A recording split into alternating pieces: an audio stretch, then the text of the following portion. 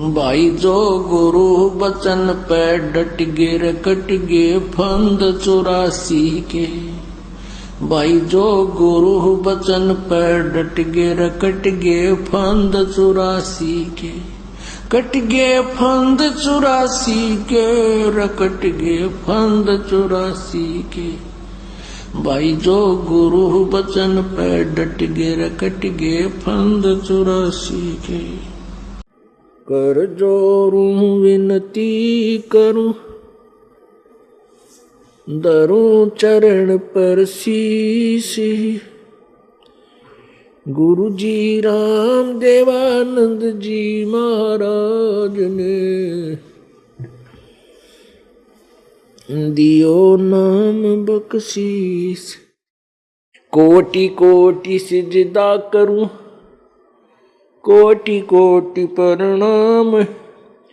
चरण कमल में राखियो मैं बांदी जाम गुलाम।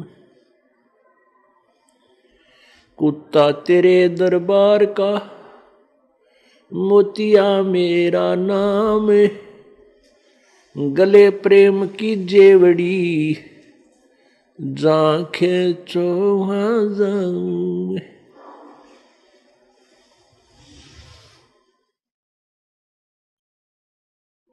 जय इब के सतगुरु मिल सब दुख आखूं रो।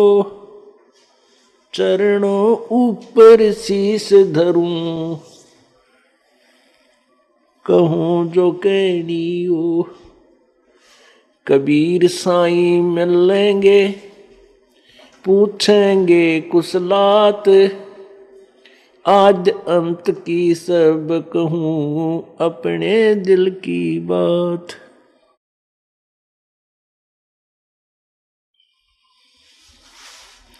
गुरु जी तुम ना भूलियो चाहे लाख लोग मिल जाई।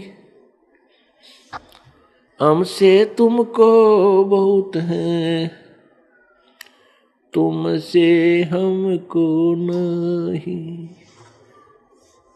तुमरे विसारे क्या बने मैं किसकी शरण में जाऊं। शिव बिरंच मुनि नारदा इनके हृदय न समाऊं। अवगुण किए तो बहुत किए करत न मानी हारे। बावे बंदा बख्श दियो बावे गर्दन उतार। अवगुण मेरे बाप जी बख्शो गरीब नवाज। जो मैं पूत कपूत हूँ बड़ पिता को लाज। मैं अपराधी जन्म का नक्शक बरे विकार। तुम दाता दुख भंजना मेरी करो संभार। कबीर लूट सको तो लूटियो राम नाम की लूट। पीछे फिर पछताओगे प्राण जाएंगे छूट। उदय अस्त बीच चक्कर चले थे ऐसी जन ठकुराई। चुन ऋषि स्वर कल्प करी तब खोजन पाया राई। सर्व सोने की लंका होती रावण से रणधीरम। एक पलक में राज विराजी वजम की पड़े जंजीरम। मर्द गर्द में मिल गए वो रावण से रणधीर। कंस के सी चाणूर से हिरणा कुछ बलबीर। तेरी क्या बुनियाद है तू जीव जन्म धर लेत। गरीब दास हरि भजन बिना तेरा खाली रह जा खेत। परम पिता परमात्मा पूर्ण ब्रह्म सारी सृष्टि के रचनहार कुल मालिक कबीर देव कबीर अग्नि, कबीर अमितोजा, ये वही परमात्मा है जिसके बारे में चारों वेद गुणगान करते हैं, जो सन 1398 संवत 1455 ज्येष्ठ सुधी पूर्णमासी को अपने सतलोक से चलकर आकर के काशी के लहरतारा तालाब में कमल के फूल पर एक शिशु रूप धारण करके एक लीला में शरीर धारण किया, और वहां से एक नीरू नीमा नाम के निसंतान दंपति, दुल्हा दंपति परमेश्वर को ले गए। फिर परमात्मा लीला में शरीर में बड़े हुए तो वहां दुल्हे का कार्य करने लगे, और दाहणक वर्ण में प्रसिद्ध हुए, जुलाहा वर्ण में प्रसिद्ध हुए। उसके विषय में कौन गवाह है कि ये वो परमात्मा है? बहुत से गवाह हैं, लेकिन 7 तो ऐसे इस दास के पास उपलब्ध हैं जिनको प्रत्येक व्यक्ति महान आत्मा मानता है, और ये भी मानता है कि उन्होंने भगवान पाया है। कौन कौन से हैं? आदरणीय धर्मदास साहिब जी, आदरणीय मुल्कदास साहिब जी, आदरणीय दादूदास साहिब जी, आदरणीय नानक साहिब जी, आदरणीय गरीबदास साहिब जी, आदरणीय गीसादास साहिब जी, और आदरणीय ऋषि रामानंद जी साहिब जी। ये 7 गवाह तो परमात्मा के वो हैं जिनसे प्रत्येक व्यक्ति परिचित है कि इनको भगवान अवश्य मिला है। वो कौन भगवान मिला है? वो उनकी अमृतवाणी में उनके हाथ कलमों से लिखे हुए एफिडेविट सिद्ध कर देंगे वो कौन भगवान उन्हें मिला था, और वो फाइनल गॉड है, वो अंतिम परमात्मा है, वो कंप्लीट गॉड है, वो पूर्ण परमात्मा है। और वो परमेश्वर अपने अमृत ज्ञान का प्रचार करने के लिए, तत्व ज्ञान का प्रचार करने के लिए स्वयं ही काल के लोक में आता है, और अपनी प्यारी आत्माओं को, श्रेष्ठ आत्माओं को, उत्तम आत्माओं को आकर मिलता है, उनको अपने से परिचित कराता है। वो ऐसी दृढ़ आत्माएं होती हैं कि उनको सत्य की खोज होती है, और सत्य हाथ लगने के बाद वो नहीं छोड़ सकते थे, संसार छोड़ना पड़ जावे। तो ऐसी आत्माओं को परमात्मा अंतर्यामी ही सिलेक्ट कर सकता है कि ये आत्मा मेरे ज्ञान को आगे बढ़ा सकती है, अन्य को ये खजाना नहीं देता। और वो परमात्मा स्वयं आता है यहाँ ज्ञान प्रचार करने के लिए। ऐसा क्यों दुख उठाना पड़ा प्रभु ने? इसका कारण ये नकली संत, डुप्लीकेट महर्षि और ये गुरु पद, सतगुरु पद, जगत गुरु पद प्राप्त किए बैठे हैं, ये प्रभु के शत्रु हैं और समाज, भगत समाज के शत्रु हैं। इनको काल ने भ्रमित कर रखा है और शास्त्र विरुद्ध ज्ञान से इनको परिपूर्ण कर रखा है, ठोक रखा है।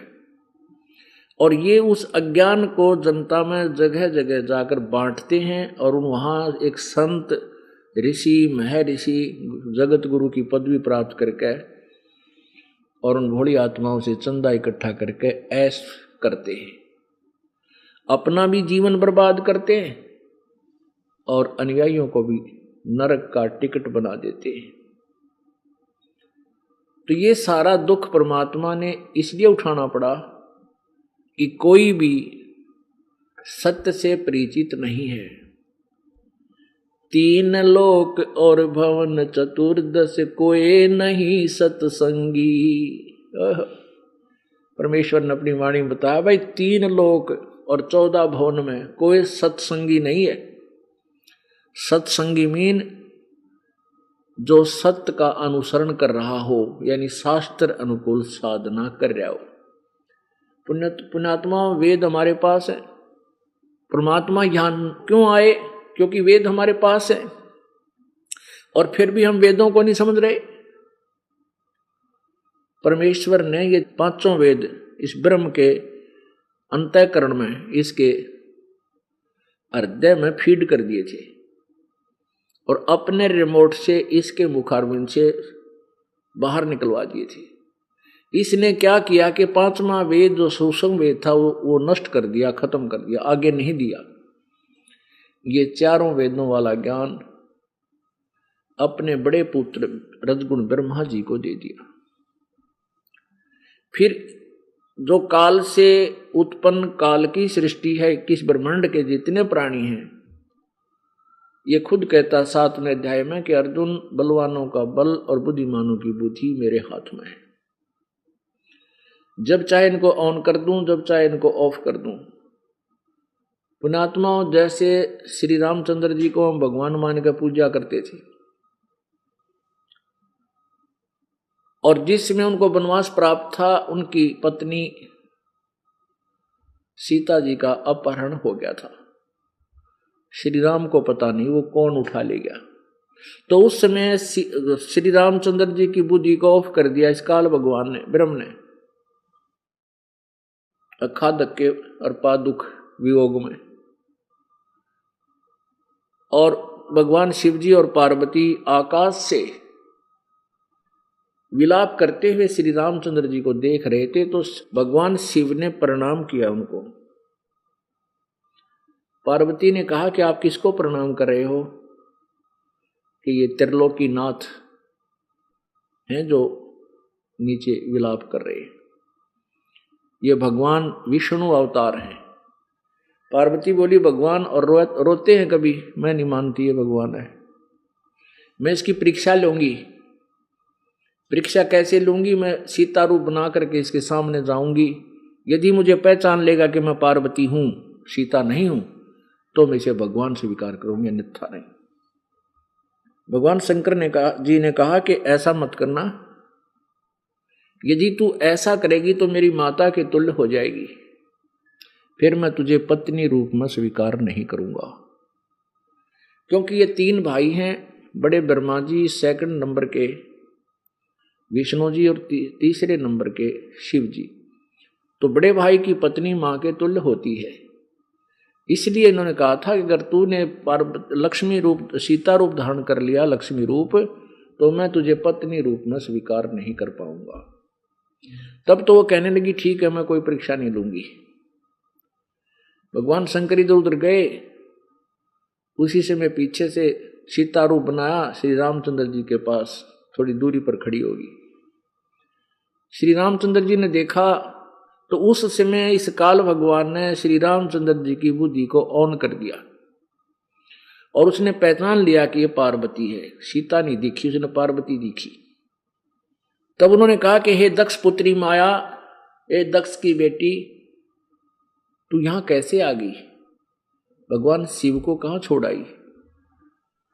बड़ी लज्जित हुई, शर्मिंदा हुई और प्रणाम किया और कहा कि सचमुच आप प्रभु हैं, अंतर्यामी हैं। भगवान शंकर जी आपको ठीक ही प्रणाम कर रहे थे, ये कहकर चली गई।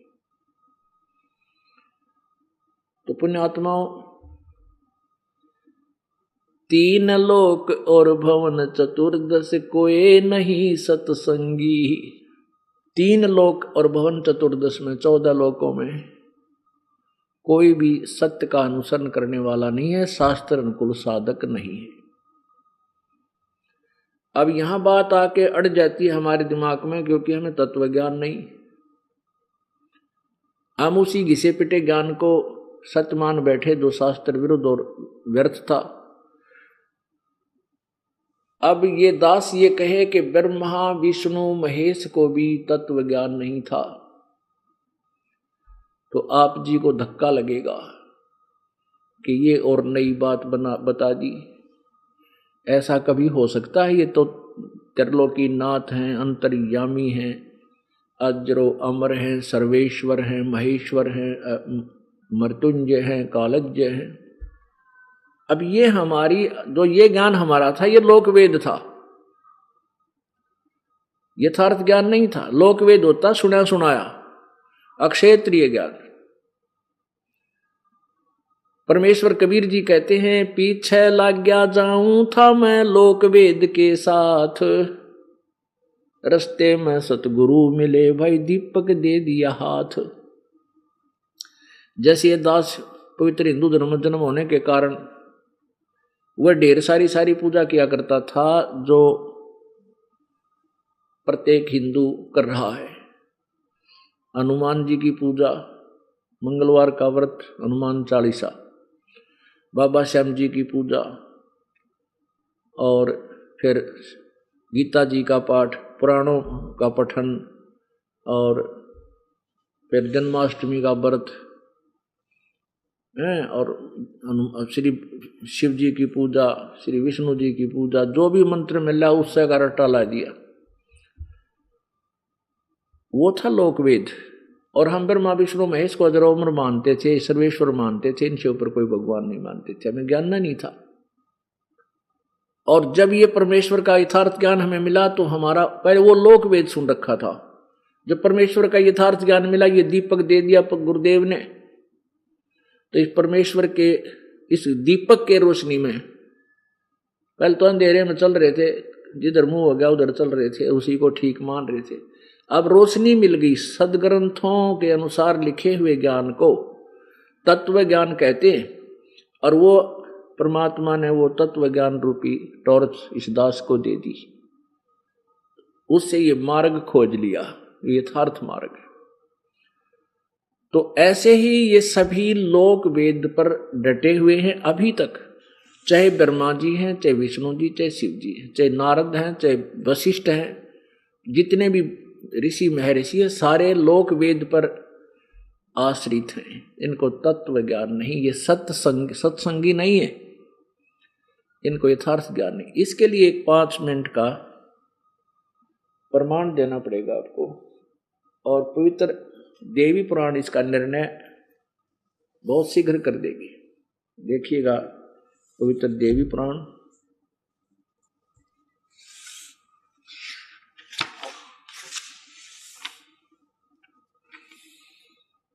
संक्षिप्त श्रीमद् देवी भागवत, संपादक हनुमान प्रसाद पोदार, चिमन लाल गोस्वामी। कहाँ से प्रकाशित है और मुद्रित है? प्रकाशक एवं मुद्रक गीता प्रेस गोरखपुर, गोविंद भवन कार्यालय, कोलकाता का संस्थान। इसके 28 और 29 पृष्ठ पे बहुत ही निर्णायक ज्ञान है। ये है पहला स्कंद,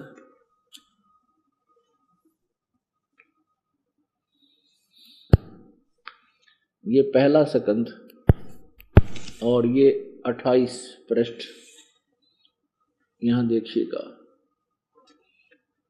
नारद जी ने कहा, अब नारद जी का ज्ञान और व्यास जी के ज्ञान और ब्रह्मा जी के ज्ञान और विष्णु जी के ज्ञान का इस समय पर्दाफाश हो लेगा। नारद जी ने कहा, महाभाग व्यास जी।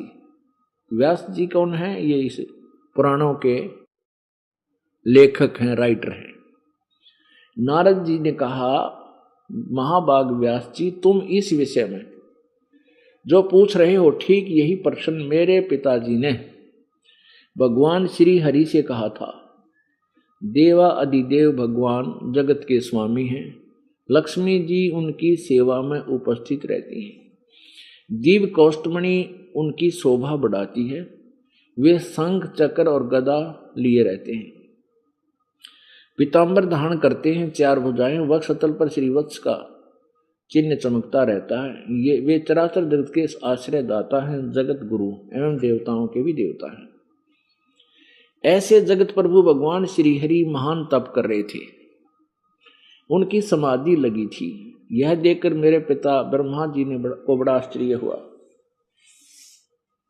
अतः उन्होंने उनसे जानने की इच्छा प्रकट की। ब्रह्मा जी ने पूछा, प्रभु आप देवताओं के अध्यक्ष, जगत के स्वामी, भूत भविष्य एवं वर्तमान सभी जीवों के एकमात्र शासक हैं। अब देखो, ब्रह्मा कह रहा है कि तुम सर्वेश्वर हो भगवान, फिर आप क्यों तपस्या कर रहे हो और किस देवता की आराधना में ध्यान मगन है? मुझे असीम आश्चर्य ये हो रहा कि आप देवेश्वर एवं सारे संसार के शासक होते हुए समाधि लगाए बैठे। ब्रह्मा जी के विनीत वचन सुनकर भगवान श्री हरि उनसे कहने लगे, ब्राह्मण सावधान होकर सुनो, मैं अपने मन का विचार व्यक्त करता हूं। देवता, दानव और मानव सब यही मानते हैं कि तुम सृष्टि करते हो, मैं पालन करता हूं, और शंकर संहार क्या करते हैं। किंतु फिर भी वेद के पारगामी पुरुष अपनी युक्ति से यह सिद्ध करते हैं कि रचने, पालने और संहार करने की यह योग्यता जो हमें मिली है उसकी अधिष्ठात्री देव शक्ति देवी यानी दुर्गा है।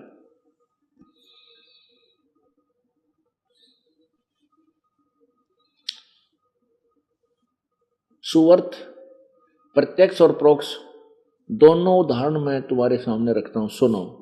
यह निश्चित है कि उस शक्ति के अधीन होकर ही मैं शेषनाग की सैया पर सोता और सृष्टि करने का अवसर आने पर जाग जाता हूं। मैं सदा तप करने में लगा रहता हूं। उस शक्ति के शासन से मैं कभी मुक्त नहीं रह सकता। कभी अवसर मिला तो लक्ष्मी के साथ सुखपूर्वक समय बिताने का सौभाग्य प्राप्त होता है। मैं कभी तो दानवों के साथ युद्ध करता हूं। अखिल जगत को भय पहुंचाने वाले दैत्यों के विकराल शरीरों को शांत करना मेरा परम कर्तव्य हो जाता है। मुझे सब प्रकार से शक्ति के अधीन होकर रहना पड़ता है, यानी दुर्गा की। उन्हीं भगवती शक्ति का मैं निरंतर ध्यान किया करता हूं। ब्रह्मा जी, मेरी जानकारी में इन भगवती शक्ति से बढ़कर दूसरे देवता नहीं है। अपुण्यात्मा, ये तो ज्ञान है श्री विष्णु, श्री ब्रह्मा और नारद और व्यास जी का। उन्नत कहेगा बेरानी नारद और व्यास ने। फिर विष्णु ब्रह्मा से पूछा, ब्रह्मा जी कहते मुझे भी आश्चर्य हो गया कि वो किसकी भक्ति कर रहे हैं। तो विष्णु जी ने बताया कि मैं तो दुर्गा की भक्ति करता हूं और इससे ऊपर कोई भगवान नहीं मानता। अब आगे देखो, इन सारे ऋषि में ऋषियों के ज्ञान की, अब इनका टेम्परेचर भी देख लें कितना था इनमें। ये देखो, ये छठा स्कंध, ये देवी भागवत चल रही है, छठा स्कंध और पृष्ठ नंबर 414 में। जन्मजय ने पूछा, महाभाग किस युग में कैसा धर्म का स्वरूप है, इस संपूर्ण विषय को विशेष रूप से बताने की कृपा कीजिए। व्यास जी बोल रहे हैं, बतावे हैं।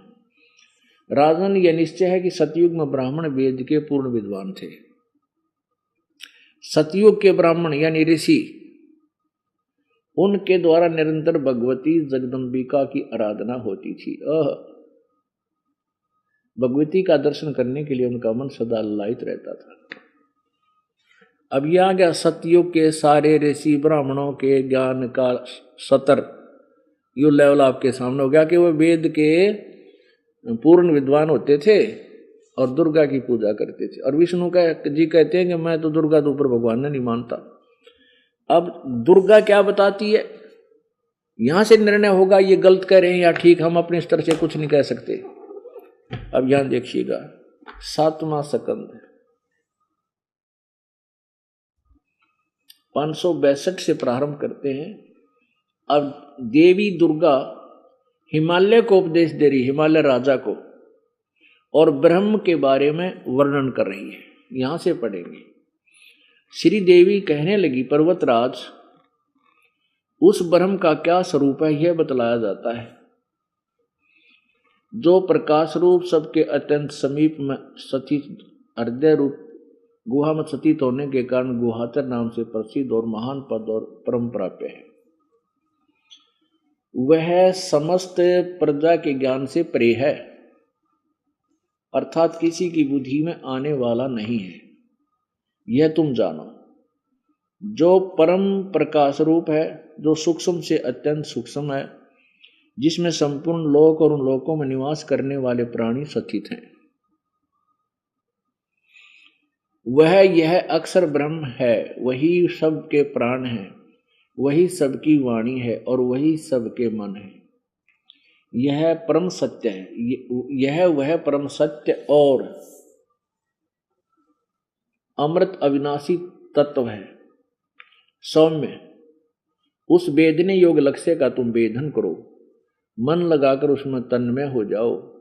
सौम्य उपनिषद में कथित महान अस्त्र रूप धनुष लेकर उस पर उपासना द्वारा तीक्ष्ण किया हुआ बाण संधान करो और फिर भावनागुत चित्त के द्वारा उस बाण को खींचकर अक्षर रूप ब्रह्म को ही लक्ष्य बनाकर वेधन करो।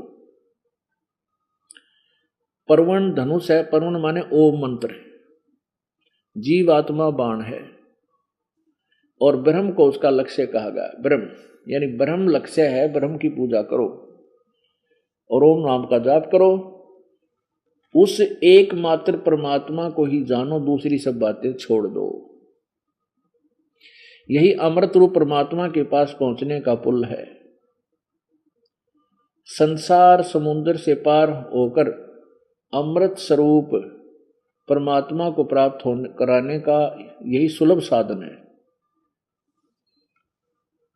अंतर्यामी रूप से वर्तमान है। इस आत्मा का यानी इस परमेश्वर का, ये आत्मा को भगवान कहें, इस आत्मा का ओम के जप के साथ ध्यान करो। किसका? ब्रह्म का।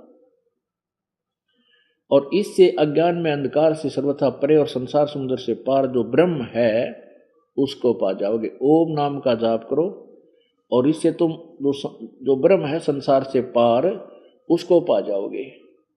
उस एकमात्र परमात्मा ही को जानो और दूसरी बातें सब छोड़ दो। हैं? और वो कहाँ रहता है? वह यह सबका आत्मा ब्रह्म, ब्रह्म लोक रूप दिव्य आकाश में स्थित है। अब परमेश्वर ने कहा था, मेरे साधो भाई मैंने सब जग भूला पाया, मेरे साधो भाई सब जग भूला पाया। इसी भूल में ब्रह्मा भूला जिसने वेद सरसाया, इसी भूल में ब्रह्मा भूला जिसने वेद सरसाया। वेद पढ़ कर पंडित भूला यूं मर्म भेद न पाया, मेरे साधो भाई सब जग भूला पाया। इसी भूल में विष्णु भूला जिन वैष्णो धर्म चलाया, तीर्थ व्रत का बांध महात्म बहुविध जीव फसाया, मेरे साधो भाई सब जग भूला पाया। इसी भूल में शंकर भूला जिन भिक्षुक पंथ चलाया, सिर पर जटा हाथ में खप्पर घर घर अलख जगाया, मेरे साधो भाई सब जग भूला पाया। और जिसने पा गया भूल मर्म का, वो फिर गर्भवास नहीं आया।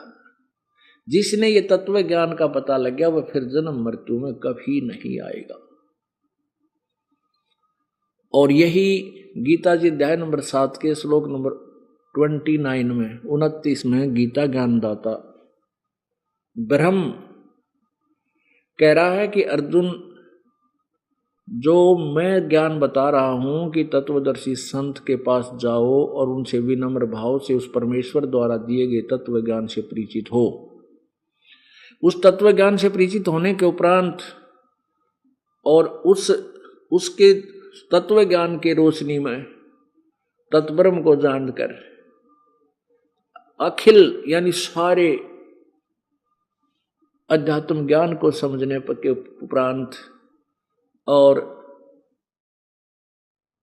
सारे कर्मों से परिचित होने के उपरांत प्राणी केवल जरा मरण से छुटकारा पाने के लिए प्रयत्न करता है और किसी वस्तु की डिमांड नहीं करता, इच्छा नहीं रखता। तो पुण्यात्मा परमात्मा यही कहना चाहते थे और ये आज नहीं 600 साल पहले कहने लगे थे। और उस समय नकली ऋषियों ने, गुरुओं ने, ब्राह्मणों ने उस परमात्मा का इतना जबरदस्त विरोध किया कि उनके साथ जो उन्होंने दुर्गति की भगवान की, वो लीलाएं आपको सुनाते हैं। कभी कभी कलेजा मुंह को आता है और रोने को दिल करता है। भगवान, ये से शत्रु, मानव समाज के शत्रु हम मित्र दिखाई देते थे इन्होंने हमारे कितने पूर्वजों को भूत बनवा दिया, गधे बनवा दिया, कुत्ते बनवा दिया, सुअर बनवा दिया, और परमात्मा को भी रिजेक्ट करवा दिया। अपने उस नकली ज्ञान को उच्च मानकर, अपनी मान बढ़ाई को ना छोड़कर। परमेश्वर उन अज्ञानी ऋषियों गुरुओं को ये बता करते, गीता जी में ऐसा इस पृष्ठ पे लिखा, इस श्लोक में लिखा है, और पुराणों में तुम्हारी इस अध्याय में ऐसा लिखा है, इस सकंद में ऐसा लिखा है, पढ़कर सुना दो इनको। ये बोली आत्मा को क्यों बांध रखा तुमने काल के बकरे बना के। इसी से दुख मानकर भगवान की, परमेश्वर कबीर जी के बारे में अफवाहें फैलाने लगे, वो तो गुंडा है, बदमाश है, वो तो झूठा है, वो संस्कृत नहीं जानता है। और परमात्मा सब कुछ जानते थे। और किसी पुरुष को बदनाम करना हो तो केवल उसके मार्ग में एक औरत को पेश कर दो, झूठी साची अफवाह बनाकर, बस इतना ही बहुत होता है इस बोले समाज में। ऐसा भी भगवान के साथ उन लोगों ने किया, लेकिन वो परमात्मा थे, उन्हें जो काम अपना करना था उतना वो कर कर चले गए। परमेश्वर को पता था कि आज मैं जो अमृत वचन बोल रहा हूं, ये मेरी पिछली पीढ़ी को मुझे पहचानने में एफिडेविट होंगे, सहयोगी होंगे। अब ये ज्ञान परमात्मा 600 साल पहले बोल के बता के गया था, जो दास आज आपको सदग्रंथों से मिला रहा है। बस ज्ञान तो पहले था हमारे पास, भगवान का दिया हुआ, कबीर जी का, उनकी अमृतवाणी में, कबीर वाणी में, सच्चिदानंद घन की वाणी में, उस तत्व ज्ञान में, सूक्ष्म वेद में। लेकिन उस सूक्ष्म वेद को इसलिए रिजेक्ट करवा दिया इन संस्कृत के ज्ञाताओं ने कि कबीर अशिक्षित था, अनपढ़ था, व्याकरण नहीं जाना था, उच्चारण ठीक होना, प्रोनाउंसिएशन उसका ठीक नहीं था, वो क्यों जानता होगा वेद और संस्कृत को। जो संस्कृत नहीं जानता वेद और पुराणों को कैसे समझेगा। तो ये हमारे लिए मानना भी आवश्यक था, व्यवस्था थी हमारी कि ठीक कबीर जी शिक्षित नहीं है, बात बढ़िया बताते हैं, हमने यहीं तक सीमित करके छोड़ दिया। और वो परमेश्वर का उद्देश्य यही था कि यह पिछली पीढ़ी पार होगी। उस दिन के प्रयत्न में परमात्मा का कोई भी कार्य निष्प्रयोजन नहीं होता। यदि हम ये कहते कि परमात्मा उस टाइम में ना आते ही आ जाते, अब तो इतने चतुर हो गए थे हम विज्ञान की आड़ में, कोई ना सुना भगवान की वाणी ने। अन्यों कहीं तो पढ़ पढ़ कर सुनाता होगा, पढ़ा लिखा है। आजकल शिक्षित शिक्षा भी होगी थी, जैसे मैं पढ़ कर सुना रहा हूं तो न्यों कहते तो पढ़ कर सुना हो, तो देख ली होगी इसने। अब इससे सिद्ध ये करना चाहते हैं कि वैसे तो अब पढ़ के सुना देना भी बहुत बड़ी बात है, क्योंकि उन पढ़ शिक्षितों को पहले भी ना पता था इसको।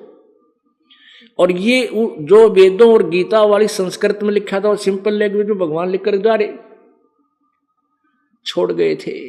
ये बहुत बड़ा उदाहरण है बुद्धिमान के लिए, थोड़ा संकेत होता है। जिसको अशिक्षित, गंवार और जुलाहा धानक और कवि कहकर हमें उनकी फाइल को बंद कर दिया था, आज उस फाइल को दोबारा खोला गया। वो परम पिता परमेश्वर हैं, उनके द्वारा दिया गया ज्ञान का कोई सानी नहीं है। चारों वेद, 18 पुराण, 11 उपनिषद से भी आगे का ज्ञान उस परमेश्वर ने हमें बताया है। जो इन वेदों और गीता जी और पुराणों में नहीं है, वो ज्ञान परमेश्वर के 5वें वेद कबीर वाणी में है।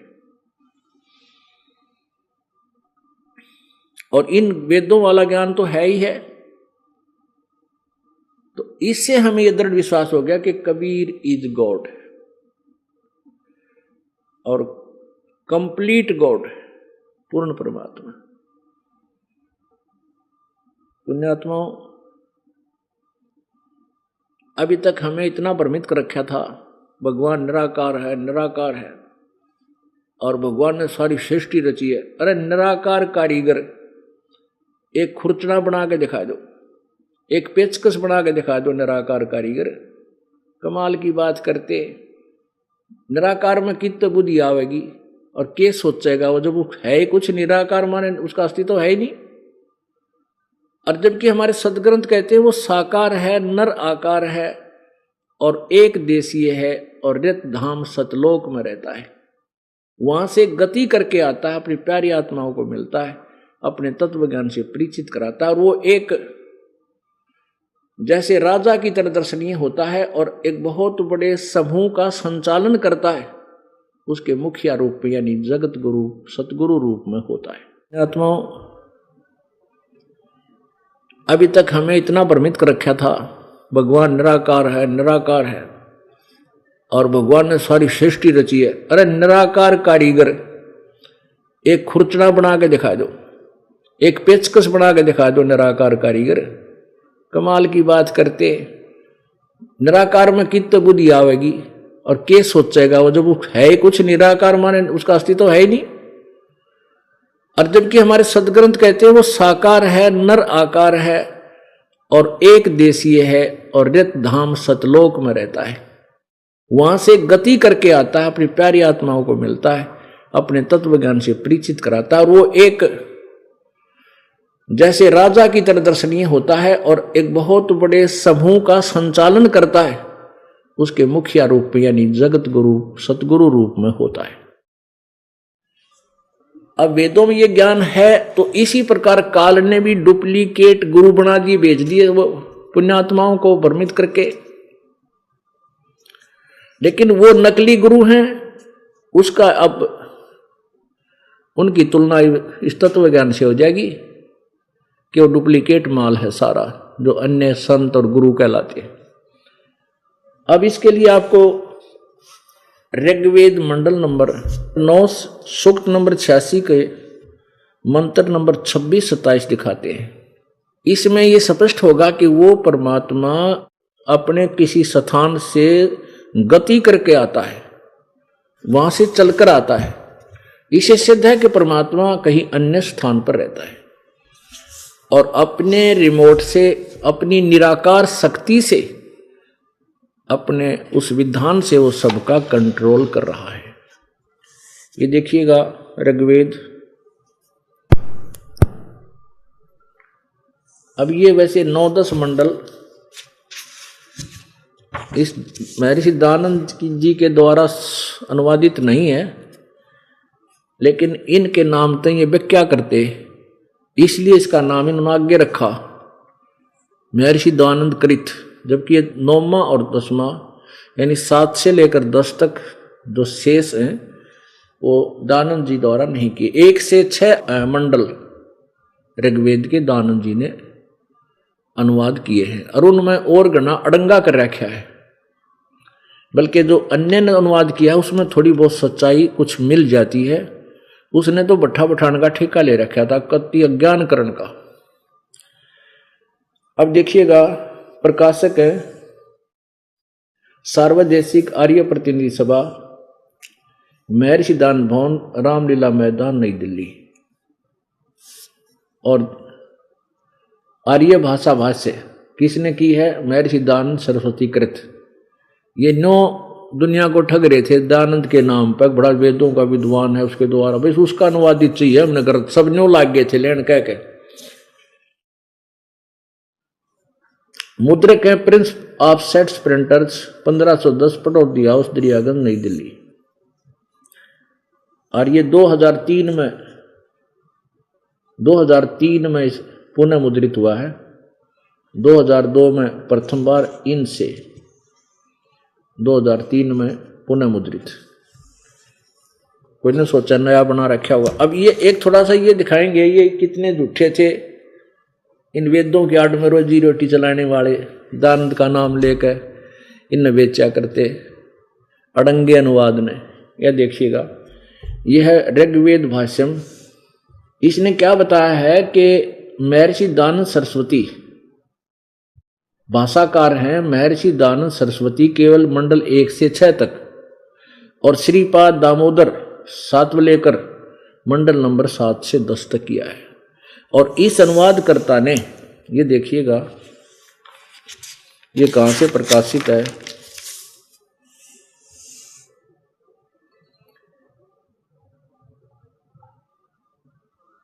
प्रकाशक है विश्व मानव उत्थान परिषद पंजीकृत, 46/5 सामुदायिक सामुदायिक केंद्र पूर्वी कैलाश नई दिल्ली से। और ये कहाँ से छपी है?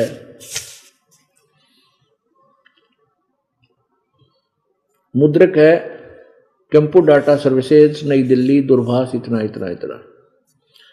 और इसने क्या किया कि जो 1 से 6 तक उसका इसने कुछ नहीं किया, ना अनुवाद किया है, केवल उनका भावार्थ लिख दिया। जैसे ये मूल संस्कृत है, नीचे भावार्थ लिखे, अनुवाद नहीं किया आगे कोई भी। दानंद जी द्वारा किया हुआ केवल भावार्थ लिख दिया, उन्होंने नहीं छेड़ा इसको। और जहां से इन्होंने अपना अनुवाद करना प्रारंभ किया है, ये इन्होंने जब जहां से अपना प्रारंभ किया है उसमें संस्कृत साथ में लिखी है। जैसे ये मंत्र है, ये 9वां मंडल 6ठा मंत्र है, तो इसमें अर्थ दिया साथ में, अर्थ भावार्थ नहीं लिखा है इसमें, यह संस्कृत साथ लिखी है। तनु हमारे लिए गौमत, गौओं के, ये ऐसे ऐसे, ये ऐसा लिखा है।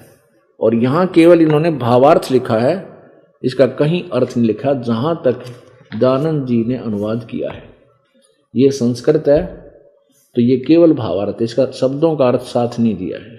इससे सिद्ध है कि ये झूठ भी नहीं बोला करते, वेद बेच कर रोटी खानी है। इससे ये सिद्ध हो गया कि अब यही लोग विरोध कर रहे हैं मुझदास का, क्योंकि इनका दानंद फेल हो गया, सत्यार प्रकाश फेल हो गया और वेद का अनुवाद फेल हो गया। तो इनको औरतों को रास्ता सूझा को ना, रामपाल गुंडा है, बदमाश है, ऐसा करता है, आश्रम क्रोथा में ये करते हैं, ऐसा गंदा काम होता है। और जनता उन व्यक्तियों को बड़ी आदमी मान्या करती, उन आर्य समाज के आचार्यों को। आर्य समाजी बुरे नहीं, आर्य समाजी कौन है? वो तो अपने जनसाधारण जनता है, भोली भाली है, अपने नाते रिश्तेदार हैं, भाई हैं, बहन है, मामा है, फूफा है, कोई बुआ का बेटा है, बेटी है। लेकिन ये लोग इसलिए एडी चोटी का जोर ला रहे थे, कौन? आचार्य लोग, कि ये तुम्हारे ही अनुयायी तुम्हें बार बार प्रश्न करेंगे कि तुम क्या आचार्य हो, तुमने आज तक सत्यार प्रकाश नहीं पढ़ा ढंग से, और किस आओ मैं ऋषि था जिसने वेदों का डंगा कर रखा, ये पता लगेगा। तो इनको ये समस्या आ गई कि तुम्हें चंदा मिलना बंद होगा और तुम्हारी ये वेद बिकने बंद हो जाएंगे, सत्यार प्रकाश बिकते नहीं, और तुम्हारी रोजी रोटी गई, साथ में या प्रभुता गई, आचार्य पदाली। तो उन्होंने उसका ये दुरुपयोग किया, आसपास के क्षेत्र में जाकर हमारे बारे में झूठी अफवाहें फैलानी शुरू की। अब जनसाधारण हमारे तक पहुंचा नहीं, किसी के पास समय नहीं कि देखते ना जाकर वहां पर, क्योंकि हम 3 दिन आश्रम को सबके लिए खुला रखते हैं। 4 दिन, 1 दिन पहले भी आ सकते हैं जब समागम होते हैं, 4 दिन 3 दिन का कोई आओ। बीच में हम अनउपदेशी को नहीं आने देते। क्यों नहीं आने देते? क्योंकि उस दौरान हमने प्रत्येक व्यक्ति को समय देना है, बात करने का, मिलने का, कोई दुख दर्द पूछने का। उतना ही समय मुश्किल से पूरा होता है, अन्य व्यक्ति से हम नहीं मिल सकते। अगर उसने कोई बात ज्ञान जानकारी करनी है तो वो देख सकता आश्रम को आकर के परमिशन लेकर, और ज्ञान समझना है तो हमारी बुक ले जाकर देख सकता है। ऐसा नियम हमने बना रखा है। और ये हमारा जो संघर्ष था ज्ञान और अज्ञान का, फरवरी 2003 में आस्था चैनल पर चला था। सबसे पहले विरोध इन्हीं लोगों ने किया, क्योंकि इनकी पोल डायरेक्ट खुल रही थी, और हाउल्ला करके वो हमारा प्रसारण बंद करवा दिया। फिर हमने गांव-गांव, नगर-नगर में, बड़े-बड़े शहरों में जाकर के सत्संग शुरू किए। इन्होंने अन्य वर्ग को फिर और भ्रमित करके, यमुनानगर हम सत्संग कर रहे थे हरियाणा में, तो वहाँ हमारे साथ फिर ऐसे बदतमीजी करवाई, दुनिया को भरमा कर वहाँ विरोध करवा दिया। तो हमने झगड़े के डर से, कि ये लोग चाहते हैं इनका तनाश हो लिया, क्यों रोजी रोटी गई इनकी, ये हमारा करवाना चाहे हैं। डूबता आदमी को बचाने वाले को ही डुबोया करता। हम इनको बचाना चाहे हैं कि तुम अपनी भक्ति कर लो, इस आचार्य पद न भूल जाओ, मृत्यु के बाद यू पद की तक काम नहीं आओगा। परमात्मा की भक्ति करो, राजा को भी भक्ति करनी चाहिए, रंग को भी करनी, पर ये तो आप तो डूब लिए, हमें भी डुबोना चाहने के दाव में रहे। फिर हमने आज सतलोक आश्रम करोथा में ही रहकर प्रचार करना प्रारंभ किया, सीडी भरनी शुरू कर दी, जनसाधारण तक पहुंचाने लगे, समाचार पत्रों में लेखन भी कार्य शुरू कर दिया। समाचार पत्रों ने हमारा शुरू में बहुत सहयोग दिया। ऐसे ही फिर हमारा दुर्भाग्य था कि 2005 में ये आर्य समाजी मुख्यमंत्री भूपेंद्र सिंह जी हुड्डा के हाथ में कमांड आएगी। ये अपने सतर्क आदमी बुरा नहीं है, यो इन आचार्यों को आर्य समाजी होने के नाते अपने मुखियाओं को हर एक आदमी सत्कार करता है और अच्छा मानता है। अगर अच्छा ना मानती न पहले रिजेक्ट कर देंगे, तो घने अच्छे मान्या करता और सच्चे आदमी मानता था। और ये स्वयं भी बहुत धार्मिक व्यक्ति है। देखते हैं इनको, कहीं मंदिर में जा रहे हैं, कहीं कुछ दान कर रहे हैं, बड़े अच्छी आत्मा के हैं। तो इस अच्छी आत्मा को इन नकलिया ने इतना बिगाड़ दिया, ऐसा गुमराह कर दिया कि इस व्यक्ति ने, अच्छे व्यक्ति ने ऐसा दुष्कर्म करवा दिया। ये सतलोक आश्रम बरवाला को बंद करवा के इतना पाप इकट्ठा कर दिया, शायद इसको कई जन्मों में भी समाप्त ना कर सकेगा।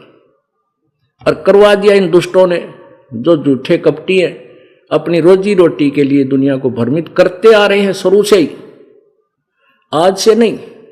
तो पुण्यात्माओं, बस इतनी बात थी।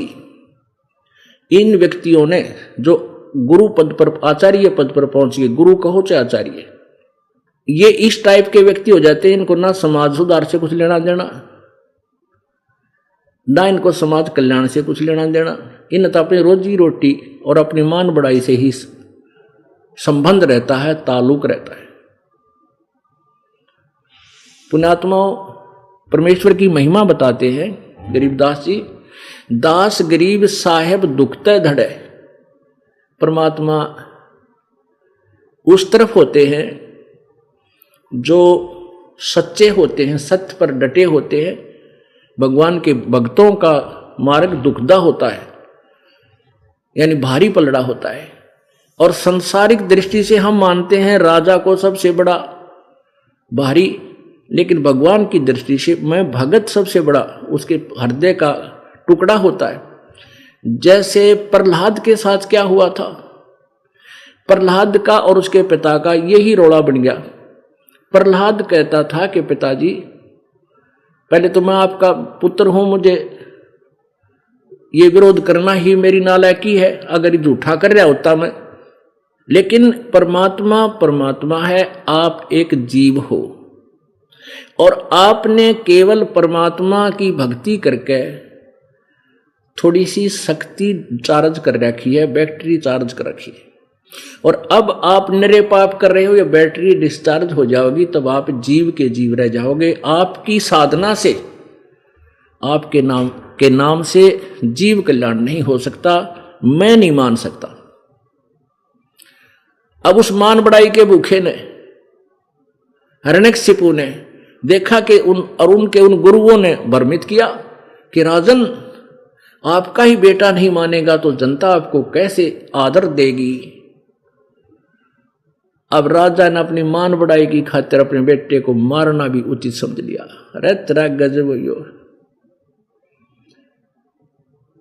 कुछ भी बुद्धि से काम नहीं लिया, और वो यातनाएं दी, कलेजा हिल जाता है उस प्रहलाद के दुख को सुनकर। और सहयोग दिया उसकी बुआ ने भी, सब संबंधियों ने भी उसको मारने में सहयोग दिया, लेकिन फिर भी वो सफल नहीं हो पाए। क्योंकि जिसके सिर पे प्रभु का हाथ होता है, उसको मारने में व्यर्थ प्रयत्न करने वाले अपने पाप कमाया करते हैं। और जब हद से बात होगी, उस परमेश्वर ने स्वयं आना पड़ा और उस पाप आत्मा की आंत काट के फेंकना पड़ा, मारना पड़ा, स्वयं आना पड़ा मालिक ने। तो पुण्यात्माओं, परमेश्वर ने वो दया की है। अब सत्य की विजय हुई। सतलोक आश्रम क्रोथा हमें बाई इज्जत हाई कोर्ट से वापस प्राप्त हो गया है। उसको बिल्कुल बर्बाद कर दिया इन लोगों ने, सारा सामान चुरा लिया, प्रशासन ने चोरी करवाया। पुलिस वहां बैठी है और एसी तक उतार कर ले गए। क्या वह गोज मंगाल के ले गए? इन्हें खुद उतरवाए हैं। तो वो तो हम इन पर केस डाल दिया है और फिर दोबारा डालेंगे। शॉर्टेज जितनी मिलेगी इनको नाकुचने चुबाएंगे। ये आगे किसी को फिर ऐसे खुल्लम खुल्ला तंग नहीं करेंगे और सब आगे आनी जनता को भी सुख होगा इससे। अब प्रसंग चल रहा है कि वो परमात्मा सत्यलोक से चलकर आता है। वो परमात्मा पूर्ण ब्रह्म इस यथार्थ मार्ग को, यथार्थ ज्ञान को देने के लिए स्वयं चलकर आता है। उसको दुख उठाना पड़ा क्योंकि इन दुष्ट आत्माओं ने परमात्मा के यथार्थ ज्ञान को फैलने नहीं दिया काल प्रेरणा से, और काल ने इनके अंदर वो बैड मैटर फीड कर दिया। स्वार्थ, मान बढ़ाई, राज तजना सहज है सहज त्रिया का ने, मान बढ़ाई ईर्षा ये दो दुर्लभ तजना ये। राज भी त्याग देगा इंसान, अपनी प्रिय पत्नी को भी त्याग सकता है और जाके फिर प्रभु बनेगा महंत और संत और गुरु आचार्य। कहते इस मान बढ़ाई को नहीं छोड़ सकता। या जब तक छूटे नहीं कि भगवान निकट नहीं आ सकता, फिर क्यों खाऊंगा ड्रामा किया। हमने सब कुछ छोड़ना पड़ेगा, मान भी, बढ़ाई भी, इज्जत भी, धन भी। यो तन भी जाएगा एक दिन, जो शरीर भी ना रहे। इस दृष्टिकोण से हमने कति विनम्र एक जीव बनकर रहना पड़ेगा। अब देखिएगा ऋग्वेद मंडल नंबर 9 और सूक्त नंबर 86। ये वही ऋग्वेद है।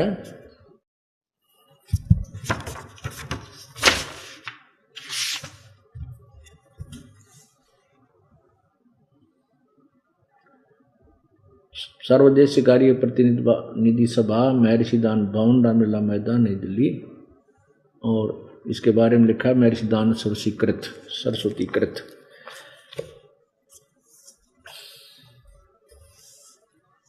ये है मंडल नंबर 9 सूक्त 86 मंत्र नंबर 26। पहले तो यहां पढ़े हम संस्कृत।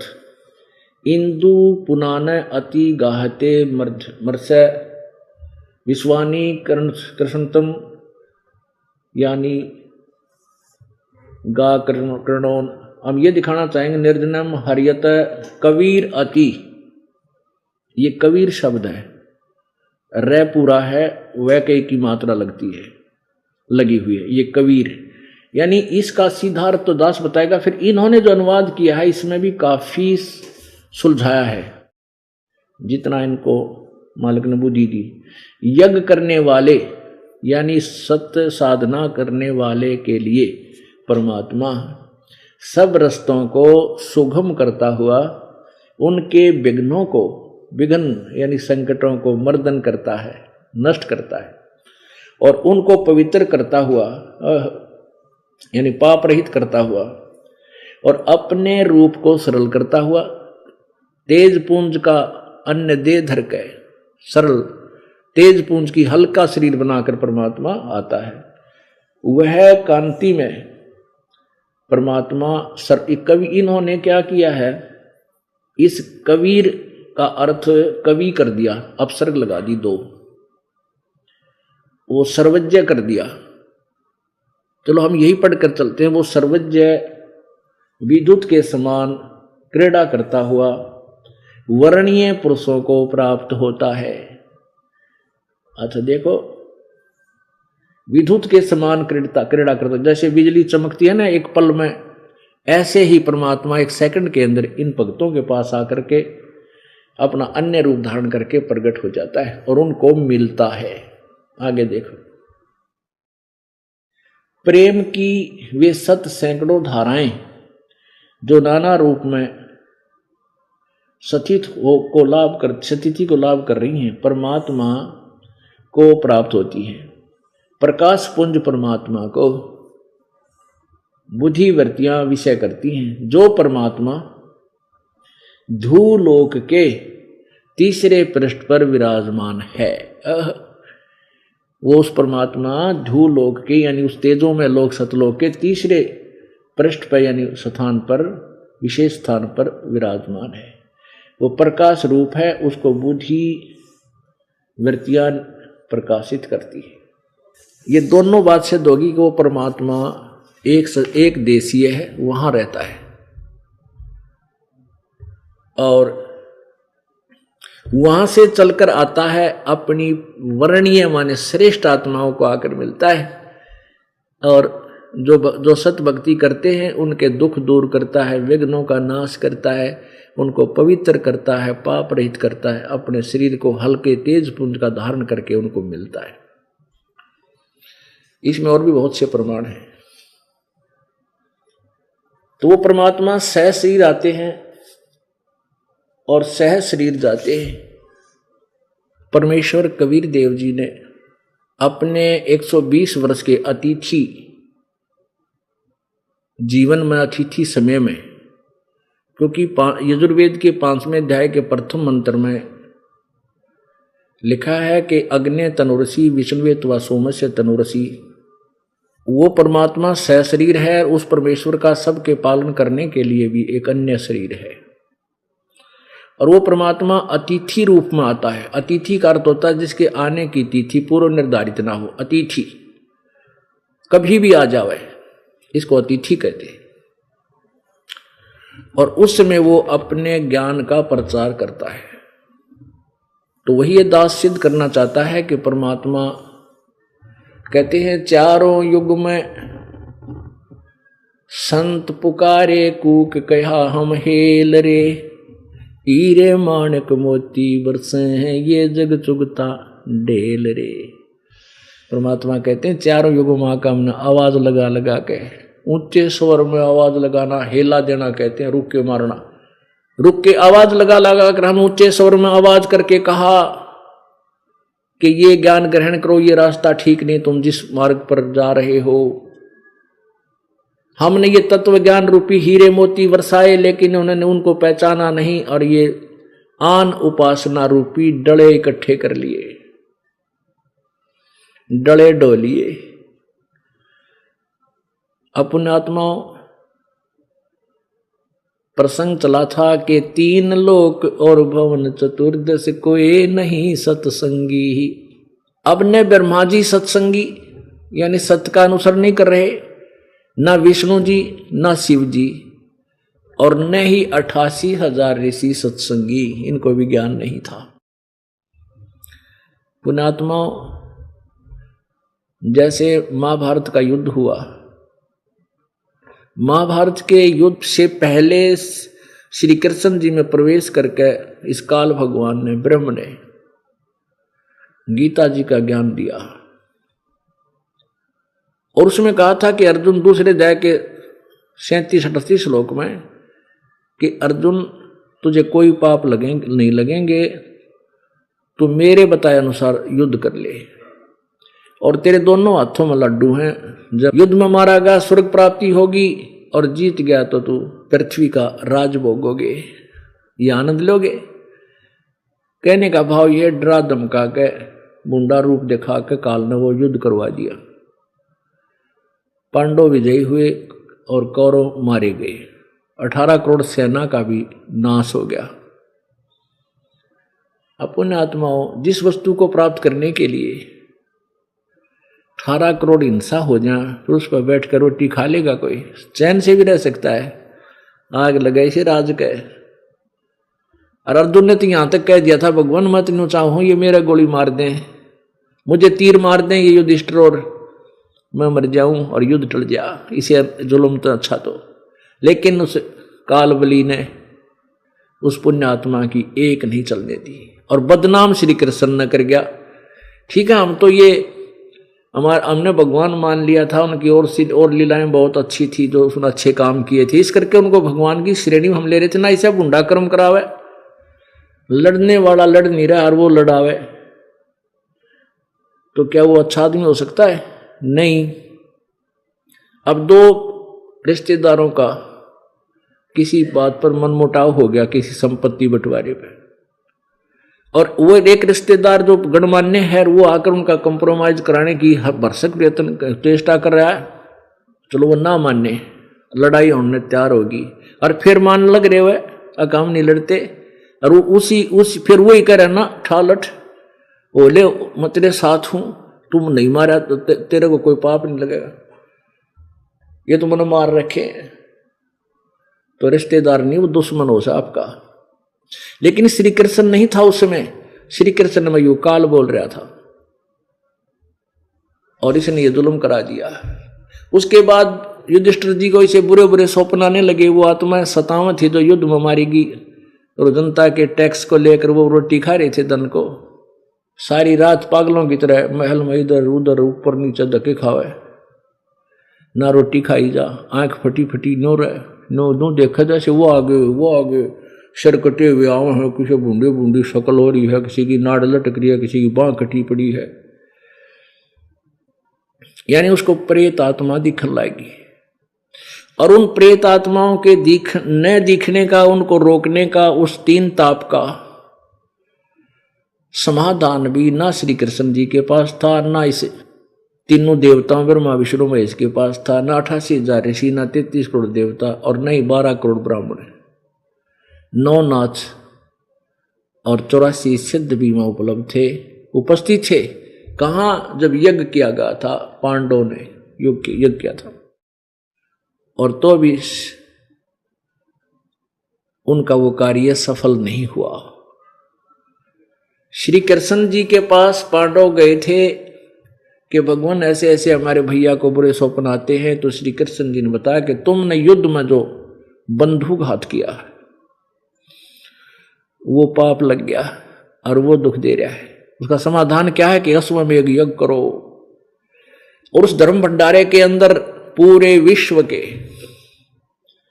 सभी ऋषि महर्षि स्वर्ग के देवताओं को निमंत्रण दो और पूरी पृथ्वी के जितने बचे कुचे रह रहे हैं वो व्यक्ति उनको ही बुला लो।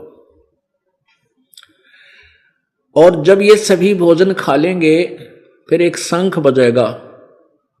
उस शंख को अलग से रख दिया गया था, एक सुसज्जित न्यारा आसन सटेज सी बनाकर ऊंची सी वहां रख दिया अलग दूर तक। तो उसमें क्या हुआ कि 33 करोड़ देवता, 88,000 ऋषि और 12 करोड़ ये वेद के पढ़ने वाले, वेद के वक्ता, 9 नाथ 84 सिद्ध गोरखनाथ जैसे, और श्री कृष्ण तथा ब्रह्मा विष्णु में सभी ने भोजन खा लिया। वो शंख नहीं बजा। अपने आत्मा ई भाव गया कहानी समझ में आपके। वो शंख सुदर्शन थे क्यों बजा?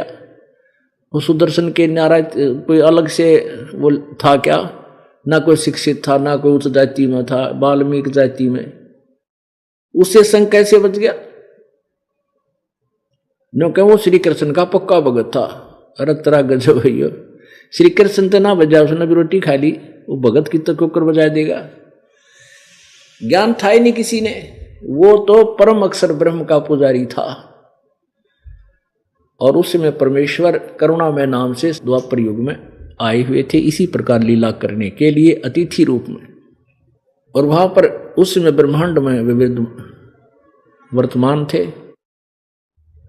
तो भाई वो शंख भी सुदर्शन जी के अन्न खाने से, यानी सुदर्शन जी के रूप में वो कबीर परमात्मा पूर्ण ब्रह्म स्वयं आए। क्योंकि सुदर्शन के पास भीम गया था, भीम ने एंड बैंड बोल दी, और क्योंकि सुदर्शन जी के पास भीम निमंत्रण देने गया था तो सुदर्शन जी ने कहा था भाई तुम्हारे अन्न खा के कौन नरक में जावे, तुमने जुल्म कर रखा है। अरे 18 करोड़ आदमी मर गए और उनके बच्चे, उनकी औरतें टक्कर मार रही हैं, रो रही है, उनका कौन आगे पीछे? और उस राज को उनके टैक्स के ऊपर तुम आनंद कर रहे हो, तुम्हारे लिए तो नरक भी नारा बना होगा भगवान। जा भगत पहलवान, और यदि तूने मुझे ले चलना है तुम्हारे यज्ञ में तो जैसा यज्ञ तुम ऐसा करने जा रहे हो और ऐसे सफल हो चुके हो 100 यज्ञ, उनका फल मुझे दे पहले, फिर मैं तुम्हारे टूक तोड़ूंगा। जब अनाहार करूंगा ना तो मैं भी नरक में जाऊं। इसी मुसीबत मोल सुदर्शन ने ले भाई। तो उस समय सुदर्शन जी के वो कड़वी कुनीन को सुनकर, कड़वी दवाई को सुनकर, कटु वचनों को सुनकर भीम नाराज हो गया। तो भीम ने कुछ उलट सुलट बातें महापुरुष के बारे में कह दी और कहने लगा, ना ये तेरे बिना कौन सा यज्ञ ना होगा। और कृष्ण जी जैसे बैठे और 33 करोड़ देवता होंगे, 88,000 ऋषि, 9 नाथ 84 सदा होंगे, आना होता जी नाथ में आइए, गणा फालतू मत बोला है। अब जब वो यज्ञ शंख नहीं बजा, सब ने आहार कर लिया। जब श्री कृष्ण जी से युधिष्ठिर ने कहा, भगवान हमारे पाप बहुत गणे हैं, हमारा यू काम पूरा हो को नहीं, यू शंख नहीं बजाए। श्री कृष्ण जी बोले, भाई शंख बजानी है, मन इसमें कोई दिखता है कोई ना, आया नहीं है। वो कौन है भगवान? वो ऐसे ऐसे एक सुदर्शन नाम का सुपच है, वो परम अक्षर ब्रह्म का पुजारी है, वो भक्ति का सच्चा धनी है, वो आवे और यहाँ रोटी खावे तो तुम्हारा शंख बजाए। तो भीम को बुलावे। भीम तू गया था उस क्षेत्र में निमंत्रण देने के लिए, क्या उस संत से मिले भगत से? भीम ने कहा जी मिल रहा था, पर बूंडा बोला और मैं भी धमकाया उसने, आओ ताजी ये नाम इतना ही है, तेरे बिना के हमारा काम ना बने। तो श्री कृष्ण जी ने कहा कि माँ भगत पहलवान निमंत्रण देने जा और गुर की गल है, ये दोनों बात होया करे, भी नंबर होना चाहिए। थार तो फांसी गल रही है इसी बूंदी, ये थारी बेइज्जती भी होगी और इतना धन लाग गया और काम न्यू का न्यू, उसके पैर पकड़ने पड़ेंगे तुमने, चल के चलना तो चलो, ना तो तुम अपना राजीर में चला जाओ। अब कहते मरता क्या नहीं करता। युधिष्ठिर सारे ने बोले जैसे आप कहोगे वैसे कर लेंगे। अब उधर से सुदर्शन जी ने सोचा कि इनका गुरु जी ने बता रखा कि इनका कुछ काम ना बने, वह उड़े चाहे ब्रह्मा विष्णु महेश भी आ जाइयो, इनका शंख ना बाजे बेटा। वो सारे नकली बैठे उड़े ऋषि में ऋषि, ज्ञान किसी को है नहीं, सिद्धियां प्राप्त कर रखी हैं तब झूठे करके। सुदर्शन ने सोची वो फिर आओगे, फिर भाई ना बात जगत के करेंगे, वो फिर तेरे पास आओगे। परमात्मा बोले, सुदर्शन ने सोची पीछा छुटा, इसे बूंदे अन्न खाऊंगा तो मैं मर गया। तो वो तो खींच गया स्पीड की तरह, टू शहर सपट्टिया में निकल गया दूर। अब आप पे आरती आप पे साजे, आप पे किंगर आप पे बाजे, आप पे ताल धान जनकारा, आप नचे आप देखण आ रहा। अपनी उस क्रिया को पूर्ण करने के लिए भगवान स्वयं सुदर्शन रूप धारण करके उसकी कुटिया विराजमान हो गए कबीर जी। और फिर उधर से 5 पांडवों को रथ में बैठा करके श्री कृष्ण बोला, चलो तुम देर मत करो। और 1 योजन यानी 4 कोस दूरी पर रथ छोड़ दिया। नंगे पैर आने बोले, इस रथ ने पाछा आने दो, तुम पैदल चलो। अब वो पैदल चले नंगे पैरों, ताकि संत के हृदय में भी नम्रता आवे कि कितनी श्रद्धा से आए हैं ये। अब उन्हें बेरा था कि तो छेड़ का रहा है पहलवान, तो बात बिगाड़ का रहा है, इसको संवारना भी तो है। तो ज्यों ही वहां पहुंचे और परमेश्वर सामने बैठे थे सुदर्शन रूप में, श्री कृष्ण जी का सिर ऑटोमेटिकली झुक गया और दंडोत प्रणाम किया। ये बस की बात नहीं होती पुण्यात्माओं, क्योंकि झुका भी वो एक जिसमें 2 दाने होंगे। अच्छी आत्मा झुकती है, नीच आत्मा नहीं झुक सकता, जो थोथा है। जैसे सरसों आपने देखी होगी, जब तक सरसों की फली में दाने नहीं होते,